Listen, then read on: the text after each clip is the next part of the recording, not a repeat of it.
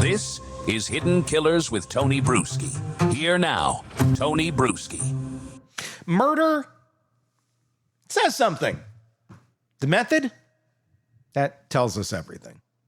In this episode, we're not asking whether James Craig killed his wife. The allegations are there. He is innocent until proven guilty. But we're asking if he did, why did he do it like this? Not quickly, not violently, but quietly, repeatedly, allegedly lacing smoothies with cyanide and the chemical in Visine, letting her suffer, recover, and then spiral all over again, like he was testing dosage, watching systems, and adjusting for effect. This wasn't chaos. It was chemistry. And that alone tells us something deeply disturbing about what was going on inside his head. This episode is about the psychology of poison. What it means when someone kills, not in a moment of rage, but over the course of days, weeks, months, when the harm isn't impulsive, but administered in measured clinical doses by a clinician. When the person allegedly committing the murder is also the one wiping the victim's mouth, texting, "I love you," and playing the role of concerned spouse while their plan unfolds. With me is psychotherapist Shavaun Scott, and we're breaking this one wide open. What kind of person chooses poison? What does it say about their relationship with control, power, and proximity? How does someone use their medical training, their professional expertise, not to save, but to harm? And perhaps most disturbing of all, what kind of psychological state allows someone to appear calm and loving while allegedly poisoning the person they claim to care about? Was this about sadism, narcissistic injury, fear of losing the image, or was it the ultimate act of control? Not just to kill, but to be the one who decided exactly how and when it happened. Let's talk about the murder weapon that hides in plain sight and the mind that picked it. Let's talk about the method to the killing in this case, poison. It wasn't I got into your room and stabbed you repeatedly, or shooting where you'd think, crime of passion where they're really in it. But this almost seems more intimate. I mean, this is slow. This is not something where mid-80th stab, you're like, shit, this is probably a bad idea. This is, you got months, you got weeks to slowly watch this person die. And there's nothing clicking and you're going, maybe I should lay off emptying the Visine into the strawberry smoothies. Like, maybe this is a bit much. He just kept going and kept going, allegedly. Why choose poison? What does it symbolize in a mind like this? I think poison helps people rationalize that. I mean, again, this is twisted because obviously they're causing it, but it lets them feel like I'm not a violent person. I'm doing something that's, going to be looked down on, but I'm not doing it real directly. I'm doing it, it gives them the sense of control, of power, and obviously they're sadistic to want to draw it out like this and to be able to witness something like this. There's a cruelty.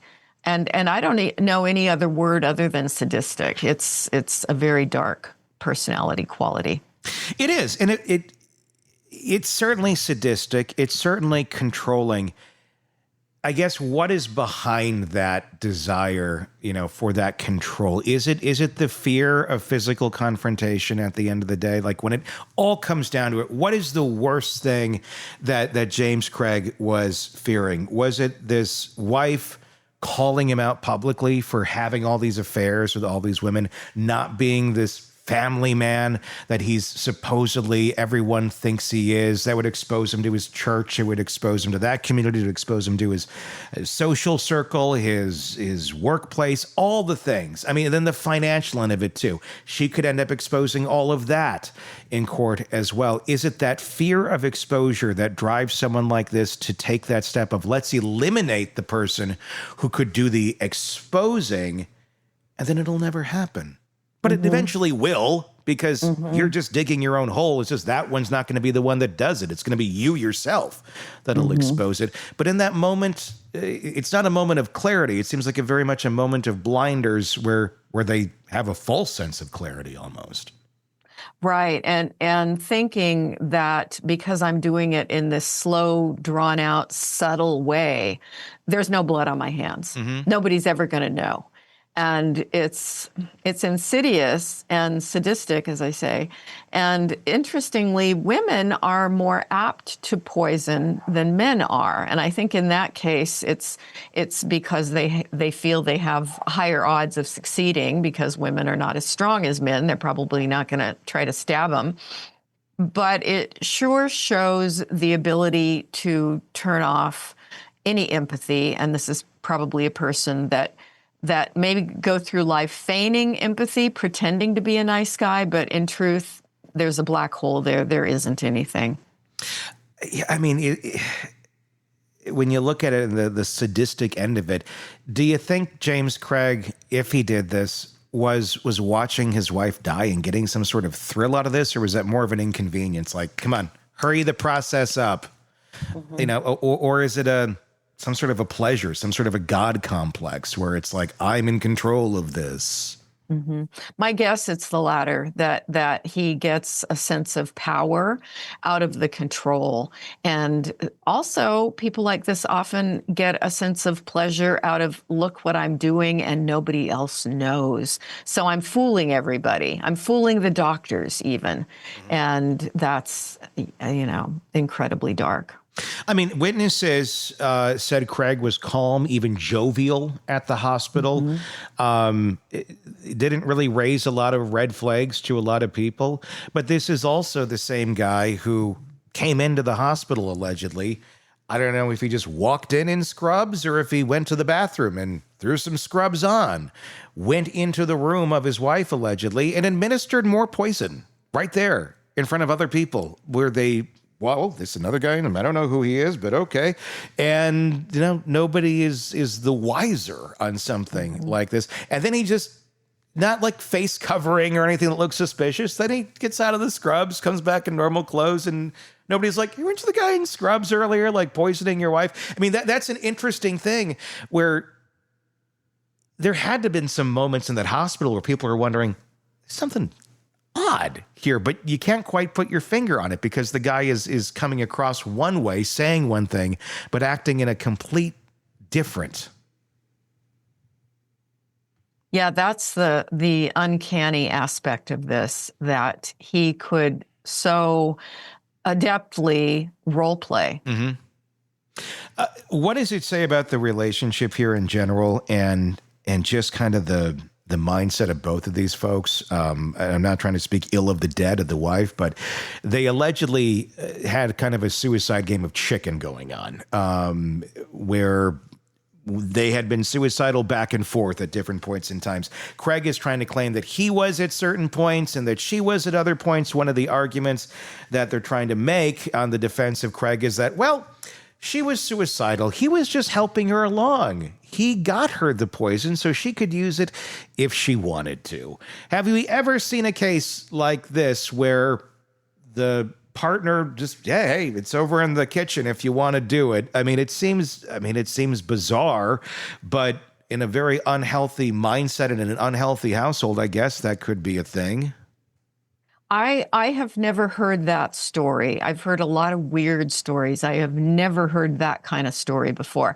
So it feels to me like a very desperate man who thinks he can spin a tale that people are going to fall for. And I don't buy it at all. I think it's nuts. There's a family component to this story as well. the manipulation of the family members, especially his daughter, and in the use to cover up the crime. These are not little kids either. These are 20-somethings. These are young adults. But obviously still the children of this family. He asked the daughter to try and create a fake video for evidence to cover up the murder plot. He asked her, and I don't think he has any clue of how any of these things work, but he said, I want you to create allegedly a deep fake video of your mother saying that she wants to kill herself. And then there, boom, we have evidence that it's real, that she wanted to do this. I mean, number one, that's nuts. But like number two, I mean, what does that tell us about this guy in terms of his rationale, his way of thinking? He's willing to put his own daughter at risk for a crime that he allegedly committed, have her just do this at his whim. If there's no crime, if there's nothing to cover up, I mean, obviously the daughter's now testifying against him in court, but the fact that he was so grandiose, he thought he could make this ask of her. Somebody who, again, has no sense of what it means to really love, because you would never put your kid in a position like that. That's insane. Bizarre, your word, perfectly apt word for this. And yeah, you go on the dark web and have a deep fake video created is wacky, and it just smacks of desperation. But somebody who sees people as objects to use for their own benefit, and when you will do that to your own kid, that's a pretty dark thing. Are narcissists, especially people with narcissistic personality disorder, and again, I should say we're not diagnosing him. We don't know what he has. We can't say that, but certainly there's a lot of signs of narcissism in this guy. Are they not good at recognizing minds as they grow in terms of connecting that with their grooming? Where maybe for a long time as a father, when she was younger, I mean, it's easier to manipulate a younger person. That's just how that works. I mean, hopefully you're doing it not as manipulation, but as teaching and learning and helping them grow as a good person. But it could go in the other way too, if you're going to fill their mind with nonsense. I'm wondering, was that an overstep on his part where for so long he thought, it's my little girl, I can convince her this or that, and now she's 21, 22, and it doesn't work the same way. And narcissistic people, it's a hallmark. They do tend to see their kids as an extension of themselves, and they use their kids, to boost their own ego, to make them feel good. That's why you see parent-child relationships when the kids grow up, they often have a breach in the relationship because the kids don't want to go along with it anymore. But I think you can say narcissism is on a continuum. Mm-hmm. And a lot of people, a lot of parents do damage to their kids because they're a little bit narcissistic. This is off the chart. This is in the bizarre category. When someone stabs, shoots, or strangles, the intent is clear: rage, panic, violence. But when someone poisons, they're not looking to explode. They're looking to control. What we're seeing in this case, if the allegations are accurate, isn't just a murder. It's a performance. A man who's used his knowledge, his calm demeanor, his professional tools to orchestrate harm while playing the part of a loving husband. And as Shavaun laid out, that's what makes poisoners so uniquely chilling. It's the intimacy of it, the slowness, the deception required to keep someone close while killing them, and the psychological detachment it takes to do just that, to measure doses, to adjust delivery, to let your victim get sick and recover, and still have the nerve to stand by their hospital bed and act like nothing's wrong as you slowly sneak more cyanide into their veins. This isn't panic, it's strategy. And what's even more haunting is that Craig may have enjoyed the performance. As we discuss, there's a thrill in the power, the idea that you're smarter than everyone else and you're pulling it off in real time, that the doctors can't figure it out, that no one suspects you. But that's the trap of the high-functioning predator. They believe they're always one step ahead until they're not. So what does the poison tell us? That this was about more than just ending Angela's life. It was about doing it in a way that gave him total control of her body, her suffering, and the narrative that would follow. Tell me what you think in the comments section on YouTube. And if you're not already there, find us there. Search Hidden Killers with Tony Brueski, and there we will be. You can do the same thing wherever you download podcasts so you can listen to us and take us on the go. Do that in both places so you don't miss any of what we're putting out. Hit that subscribe button. And please, in the comment section on YouTube, let your voice be heard. Love to get your take on this case. Until next time, I'm Tony Brueski. We'll talk again real soon. Want more on this case and others? Then press subscribe now and don't miss a moment of true crime coverage from Tony Brueski and the Hidden Killers podcast.